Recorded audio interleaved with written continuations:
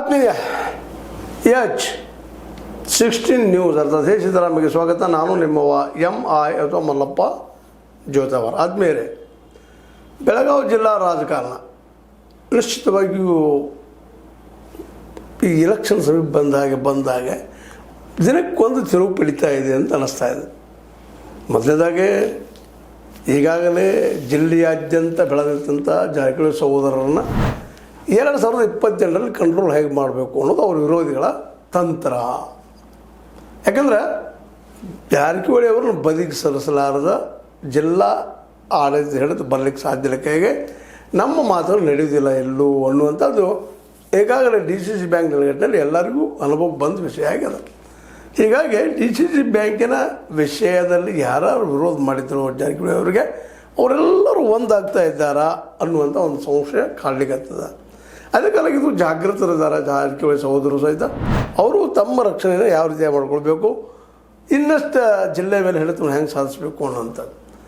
ಈ ಒಂದು ಸಂದರ್ಭದಲ್ಲೇ ಮುಖ್ಯವಾಗಿ ಅಂತ ಹೇಳ್ಕೊಳ್ಳುವಂಥ ಇವತ್ತು ಸಂಜಯ್ ಪಾಟೀಲ್ ಇರ್ಬೋದು, ಇನ್ನೊಬ್ರದ್ದು ಇರ್ಬೋದು, BJPಯಲ್ಲಿ ಒಂದಿಷ್ಟು ಒಳ್ಳೆಯ ಹೆಸರು ಕೇಳ್ತಾ ಇದ್ದೀವಿ ನಾವು. ಅವ್ರ ಬಗ್ಗೆ ನಾವು ಟೀಕೆ ಟಿಪ್ಪಣಿ ಬೇರೆ ವಿಷಯ. ಆದರೆ ಪಕ್ಷದ ನೆಲೆಗಟ್ಟಿನಲ್ಲಿ ಅವರು ಒಂದಿಷ್ಟು ಹಿಡಿದು ಸಾಧಿಸ್ತಾ ಇದ್ದಾರೆ ಬೆಳಗಾವಿ ಸುತ್ತಮುತ್ತ ಅಂತೇಳಿ.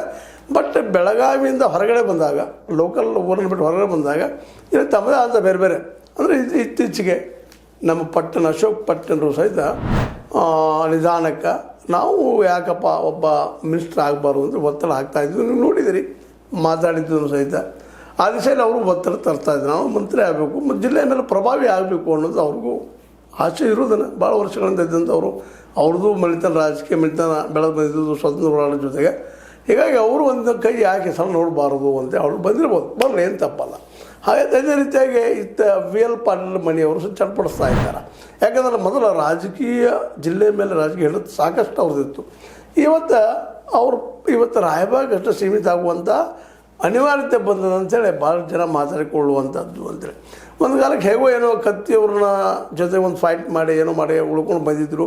ಬಟ್ ಈ ಸಲ ಅಂತ ಅವ್ರ ಹೆಸರು ಎಲ್ಲಿ ಕಾಣದಂಥ ಪರಿಸ್ಥಿತಿಗೆ ಬಂದಿದ್ಬಿಟ್ಟದ. ಮಾತಾಡ್ತಾ ಇದ್ದಾರೆ, ಅಲ್ಲಲ್ಲಿ ಏನೋ ರಾಯಬಾಗ್ ಏರಿಯಾದಲ್ಲಿ, ಕುಡ್ಚಿ ಏರಿಯಾದಲ್ಲಿ ಏನೋ ಮಾತಾಡ್ತಾ ಇರ್ತಾರೆ. ಅವ್ರಿಗೂ ಇವತ್ತು ಜಿಲ್ಲಾ ಮಟ್ಟದಲ್ಲಿ ನಾವು ಒಂದು ಏನೋ ತೋರಿಸ್ಬೇಕು ಅನ್ನುವಂಥ ಒಂದೇನೋ ಆಸಕ್ತಿ ಅದ. ಮತ್ತು ಜನರ ಕುಡಿಸೋದು ಬಿಟ್ಟಾಗುವಂಥ ಪ್ರಯತ್ನ ಮಾಡ್ತಾ ಇದ್ದಾರೆ. ಇವೆಲ್ಲ ನೆಲೆಗಟ್ಟಿನಲ್ಲಿ ಇವತ್ತು ಈ ಮುಖ್ಯ ಎಲ್ಲರದ್ದು ಟಾರ್ಗೆಟ್ ಏನಪ್ಪ ಅಂದ್ರೆ ಜಾರಕಿಹೊಳಿ ಸಹೋದರರ ಈ ಒಂದು ಹಿಡಿತವನ್ನು ಯಾವ ರೀತಿಯಾಗಿ ತಪ್ಪಿಸ್ಬೇಕು ಅಂತೇಳಿ. ಅದು ತಪ್ಪಿಸ್ಬೇಕಾಗಿತ್ತು ಅವ್ರದ್ದೆಲ್ಲರಿಗೂ ಒಂದೇ ಒಂದು ಗುರಿ, ಮುಂದಿನ ಚುನಾವಣೆಯಲ್ಲೇ ಮೊದಲಿಗೆ ಸತೀಶ್ ಜಾರಕಿಹೊಳಿಯನ್ನು ಸೋಲಿಸುವಂಥ ಒಂದು ಲೆಕ್ಕಾಚಾರ ಆಗ್ತಾ ಇದ್ದಾರೆ ಅವರು. ಮತ್ತು ಇದೆಲ್ಲ ಗೊತ್ತಿದ್ದ ವಿಷಯ ಅದ. ಸತೀಶ್ ಅವ್ರಿಗೂ ಸಹಿತ they have the understand that what actually has going on here. ಯಾಕಂದ್ರೆ ಅವರು ಇವತ್ತು ಸಾಕಷ್ಟು ಎಲ್ಲೋ ಇದ್ದರೂ ಸಹಿತ ಅವ್ರ ಚಿತ್ತ ತಮ್ಮ ಕ್ಷೇತ್ರದಲ್ಲೇ, ಅದು ಬೆಳಗಾವಿಯಲ್ಲಿ ನಡೀತಾ ಇದೆ ಅನ್ನೋದ್ರ ಬಗ್ಗೆ ಅವ್ರು ಸಾಕಷ್ಟು ಆಸಕ್ತಿ ವಹಿಸಿರ್ತಾರೆ.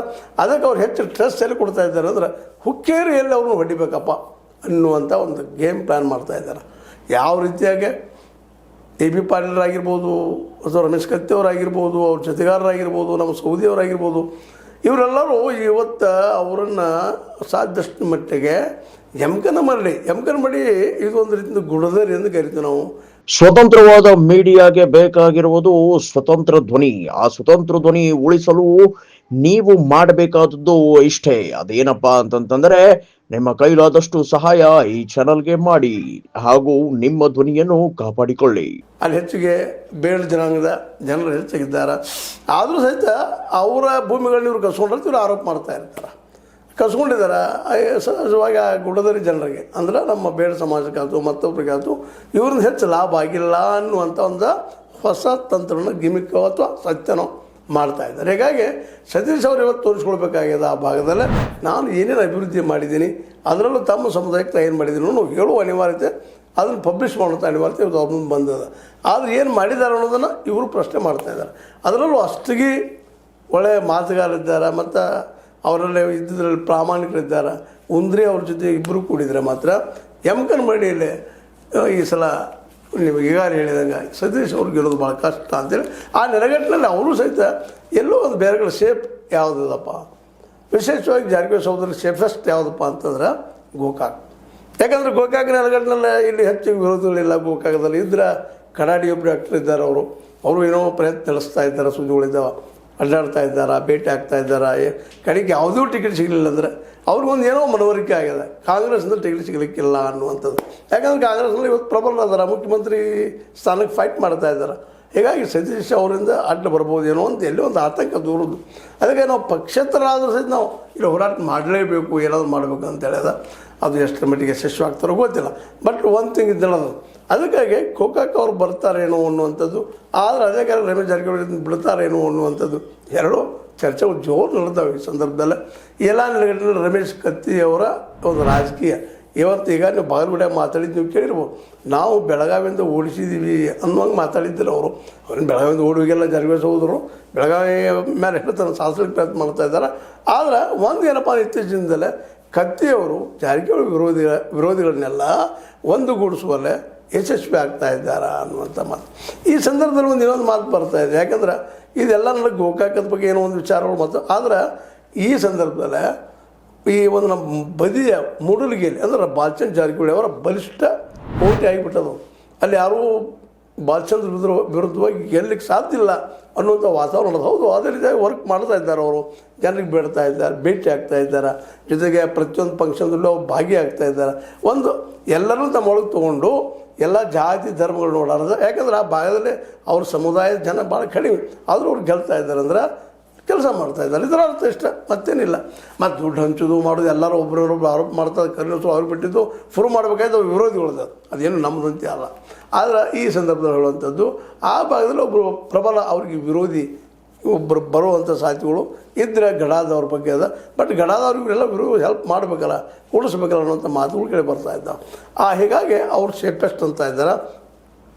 ಇದೇ ಸಂದರ್ಭದಲ್ಲೇ ನಮ್ಮ ವಿ ಎಲ್ ಪಾಟೀಲರ ಕುಟುಂಬದವ್ರು ಏನಾದರೂ ಆ ಒಂದು ಭಾಗದಲ್ಲಿ ಅಲ್ಲಿ, ಯಾಕಂದ್ರೆ ಅಲ್ಲಿ ನಮ್ಮ ಹಾಲುಮದ ಸಮಾಜ ಅಂದರೆ ಕುರುಬ ಸಮುದಾಯನೂ ಸಾಕಷ್ಟದ, ಉಪ್ಪಾರ ಸಮುದಾಯ ಸಾಕಷ್ಟದ, ಲಿಂಗಾಯತರು ಇದ್ದಾರೆ. ಇವರಿಂದ ಏನಾದರೂ ಅವ್ರಿಗೆ ಅಂದರೆ ಇಲ್ಲಿವರೆಗೆ ಒಂದಿಷ್ಟು ಅವರಿಂದ ಅತೃಪ್ತರಾದವರು, ಬಾಲಚಂದ್ರ ಜಾರಕಿಹೊಳಿ ಅವರಿಂದ ಅತೃಪ್ತರಾದ ಜನನೂ ಅಲ್ಲಿದ್ದಾರೆ, ಇಲ್ಲ ಅಂತಲ್ಲ. ಅವರೆಲ್ಲರೂ ಅವ್ರಿಗೆ ಸಪೋರ್ಟ್ ಮಾಡ್ತಾರಾ ಅಥವಾ ನಮ್ಮ ಗಡಾದವ್ರು ಸಪೋರ್ಟ್ ಮಾಡ್ತಾರೆ. ಆದರೂ ಈಗಿನ ಪರಿಸ್ಥಿತಿ ನೋಡಿದ್ರೆ ಬಾಲಚಂದ್ರ ಅವರು ಈ ಒಂದು ರೀತಿಯಿಂದ ಏನಪ್ಪ ಅಂದ್ರೆ ವೈರಿಗಳಿಲ್ಲದ ಒಬ್ಬ ನಾಯಕಲ್ಲೇ ಅನ್ನುವಂಥ ಮಾತು ಅರಿಕೆ ಸರಿ ಅನ್ಬೋದೇನೋ, ಏನೂ ಇರಲಿ ಈಗಂತೆ ಅಲ್ಲಿ ಆ ರೀತಿ ಅದ. ಬಟ್ ಇನ್ನೂ ಸೇಫೆಸ್ಟ್ ಇಲ್ಲ. ಯಾಕಂದ್ರೆ ಇನ್ನೊಂದು ಸುದ್ದಿಗಳು ಏನು ಬರ್ತಾ ಇದ್ದಾವಪ್ಪ ಅಂತಂದ್ರೆ ನಮ್ಮ ಈರಣ್ಣ ಕಡಾಡಿ ಅವ್ರ ಮನೆ ಆರೋಪ ಬಂದಿರ್ಬೋದು, ಇಲ್ಲಂತಲ್ಲ. ಅದು ಏನೋ ಎಂತೂ ಇನ್ನೂ ತನಿಖೆ ಆಗಬೇಕು, ಮಾಡಬೇಕು, ಅದು ಏನು ಗೊತ್ತಿಲ್ಲ.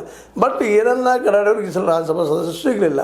ಹಾಗಾದ್ರೆ ಅವ್ರಿಗೆ ಅಲ್ಲಿ ಏನಾದರೂ BJP ಟಿಕೆಟ್ ಕೊಡ್ತದನ ಅವ್ರಿಗೆ ಅಂದ್ರೆ ಬಾಲಚಂದ್ರ ಸಿಗಲಿಕ್ಕಿಲ್ವಾ ಅಂದಾಗ ಸಹಜವಾಗಿ ಕೆಲವೊಂದು ಜನ ಹಂಗೆ ಮಾತಾಡ್ತಾ ಇದ್ದಾರೆ. ಅದೆಷ್ಟು ಖರೆ ಸುಳ್ಳಾಗಿ ಗೊತ್ತಿಲ್ಲ, ಬಟ್ ನಡೆದ. ಈರಣ್ಣ ಕಡಾಡಿ ಅವರು ಸಹ ಈ ಸಂದರ್ಭದಲ್ಲೇ ಹೆಚ್ಚು ಕಡಿಮೆ ಅವರು ಒಂದಿಷ್ಟು ವೇಟ್ ಮಾಡ್ತಾ ಇದ್ದಾರೆ ಅಂತೇಳಿ. ಯಾಕಂದ್ರೆ ಏನೋ ಒಂದು ಅನಾಯಾಸ ಏನೋ ಆಯಿತು ಸಿಕ್ಕೊಂಡಿದ್ದಾರೆ ಇವತ್ತು ಅವರು ಆ ಒಂದು ಆರೋಪದ ಅಡಿಯಲ್ಲಿ.